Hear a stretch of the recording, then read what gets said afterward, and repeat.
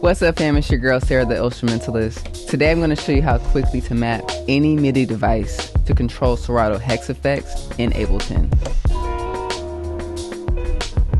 This is for real-time effects, animation, and hands-on creativity.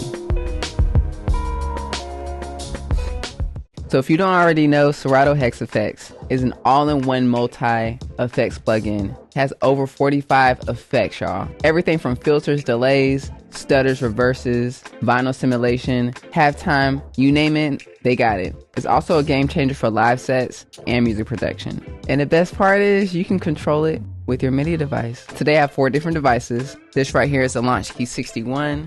The traditional MIDI keyboard, but as you can see it has some knobs and it also has some faders that we can control. The second device is this Ableton Push 3. The third device is this Sp-404MKII, and the fourth device is this MPC Key 37. If you want a full review and demo of the Serato Hex FX, I dropped a deep dive video a few months ago about how this plugin is the best plugin for 2025, so make sure you hit the link up after this video to check it out. And huge shout outs to Serato for sponsoring this video. Let's get into it.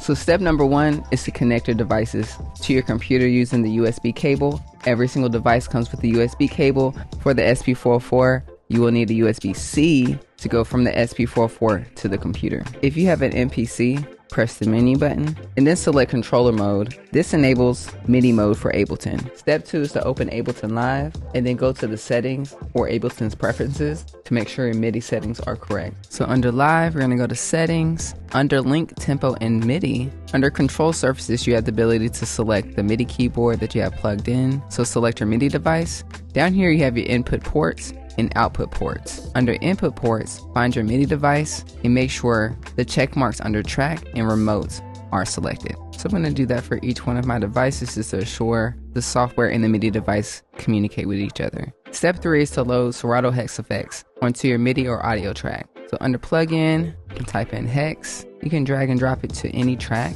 So right here I have a very simple 4-bar loop for this demonstration. I have a sample chopped up in Serato sample, and then I have a drum loop using these 24K drums that's in Contact. This is what it sounds like with no effects.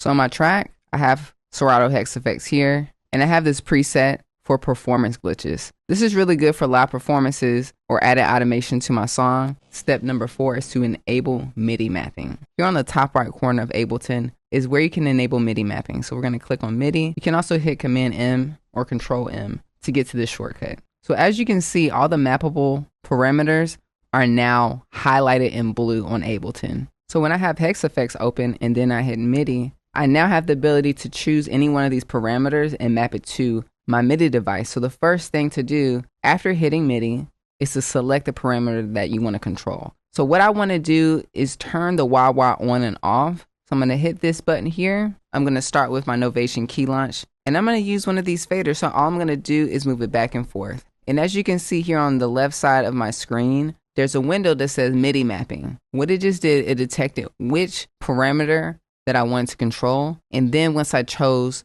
the knob, it then assigns that parameter to that knob. As soon as you do this, you then want to go back to MIDI to turn it off. So now when I hit this knob here on my Novation on and off, it turns the wah-wah on and off. So let's test it out.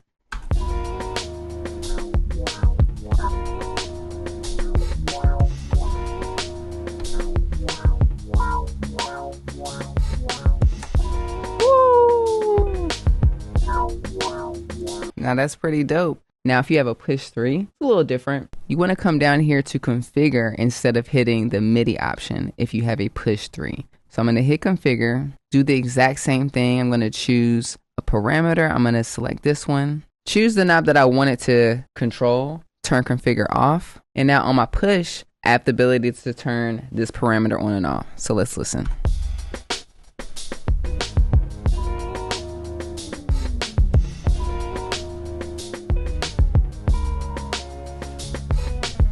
Nice. So we have 2 devices that we have mapped, the Novation Launchkey, the Push 3. Let's test out the Sp-404. So I'm going to choose a different effect. So let's go to Lo-Fi. Let's listen to it.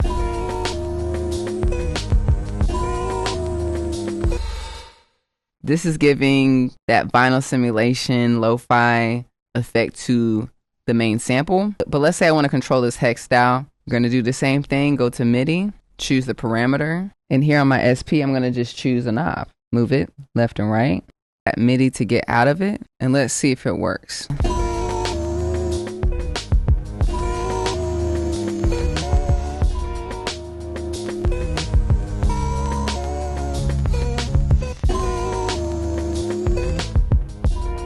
And for the fourth device, I'm going to use the MPC Key 37. Do the exact same thing, hit MIDI. I'm going to select this parameter, and then I'm going to choose the knob. Move it back and forth, hit MIDI, and now I have my MPC Q-Link knobs controlling Ableton's parameters. So let's listen.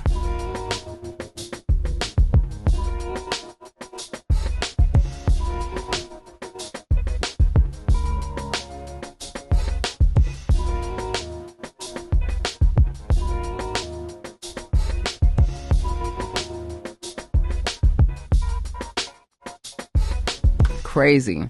If you hit MIDI again, here on the left side is the MIDI mapping window. This is where you can do some fine tuning, where you can adjust the minimum and maximum ranges of the parameter. You can invert the control or delete the MIDI mapping. You do have the ability to map as many knobs and switches as you want to. So let's do that. Let's map a few different things and then record it into Ableton. But I'm gonna go here, I'm gonna delete all these parameters. We're gonna start fresh. I'm gonna hit MIDI. You can also go to configure and delete all the parameters that show up on your push 3 as well. Shout out to Duck Girl. I'm gonna check out her preset that says paddle power. I'm going to MIDI map 1, 2, 3, 4, 5, 6, 7 different parameters to my Launchkey 61 faders. Let me show you how quick and easy. So we're gonna go to MIDI. Let's select the first parameter, which is gonna be this. I'm gonna move this knob up and down. Boom, it's there on the left side. Now I'm gonna select the next parameter, which is to turn this DJ transformer on and off.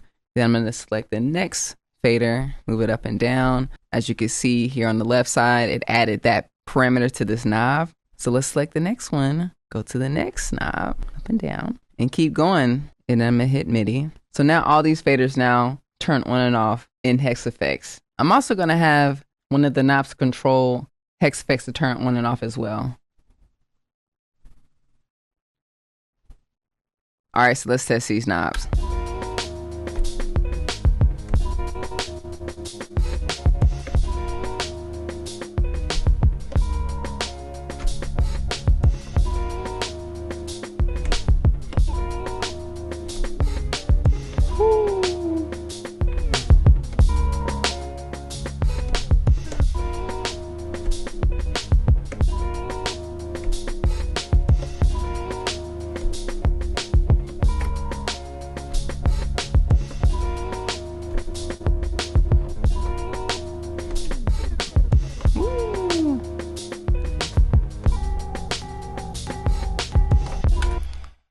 So let's say I want to record these automations. Because I'm in session view, I'm going to hit this button here. Let's go for it.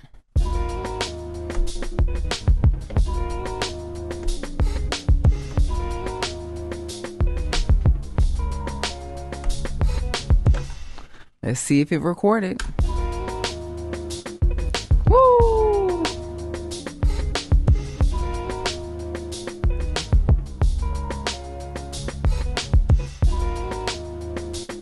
As you can see, the automation is there.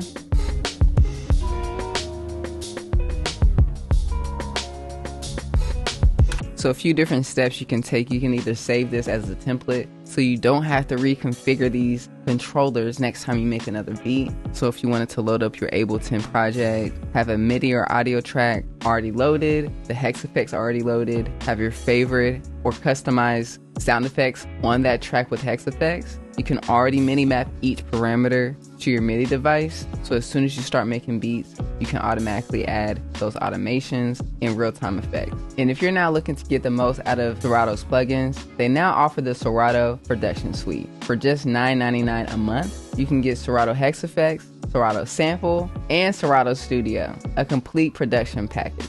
I'll drop the links in the description so you can check it out. And that's it. Now you know how your MIDI controller can be mapped to control Serato Hex FX in Ableton. Drop in the comments what your thoughts are. Have you ever used your MIDI device more than just to play the keys and ever wonder why there's so many knobs that you've never used before? Or did you even know that you can map your SP or any device that has MIDI to Ableton? And if this video helped you out, hit the like and subscribe button. And don't forget to check out my full review on Serato Hex FX if you haven't already. And I'll see you next time. Peace.